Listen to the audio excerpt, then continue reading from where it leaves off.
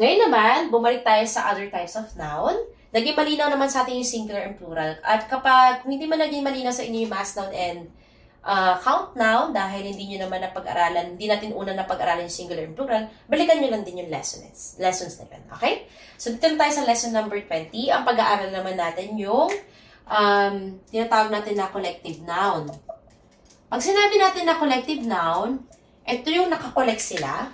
Ito yung tinatawag siya ng isang katawagan, pero marami sila sa katawagan na yun. Halimbawa, family. Pag sinabi nating family, yan ay tawag sa pamilya o sa mga tao na naiisang pamilya. Kumbaga, isa lang siya sa katawagan, pero maraming miyembro. Merong nanay, tatay, at yung anak. Ibig sabihin, isang katawagan siya, pero marami sila sa loob ng katawagan na yun.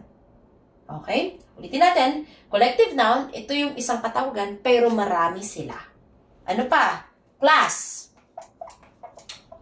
Diba? Klase. Halimbawa, yung isang klase, grade 5 class. Ayan. Isang klase, isa lang sila, pero sa katawagan na class.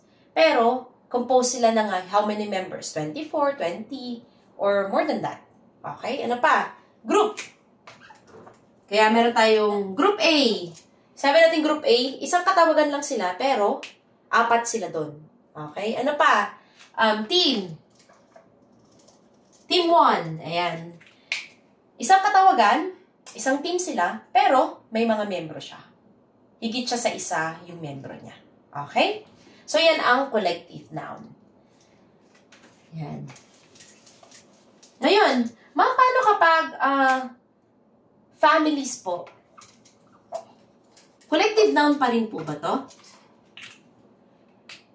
Halimbawa, 3 families. Collective noun pa rin po ba yan? Collective noun pa rin po yan. Bakit? Kasi, bawat isa sa kanila, yan, bawat isa sa kanila, the first family, second family, and the third family, bawat isa sa kanila, may grupo sila. So, ibig sabihin, yung families pala, kahit dumami pa yan ng dumami, 3 family, 5 family, collective noun pa rin yan. Because, katawagan sila, may katawagan sila, 3 silang katawagan, pero bawat isa sa kanila ay may mga miyembro. Ibig sabihin, uulitin ko, collective noun ay yung katawagan, iisa sa katawagan, pero nakagrupo-grupo o may mga miyembro sa katawagan na yun. Sabihin, sa first family, halimbawa, may 5 miyembro, may 3 miyembro, may 4 na miyembro. So, ibig sabihin, families pa rin sila, collective noun pa rin, nakagrupo-grupo nga lang. Kaya, yung families, kahit na hindi na yan family, nag-iisang family lang, pero kapag ginawa mo siyang marami, collective noun pa rin yan kasi bawat isa doon, nakatawagan, ay may mga miyembro. Okay? So, kaya yung families, classes, groups, teams, collective noun pa rin siya. Okay?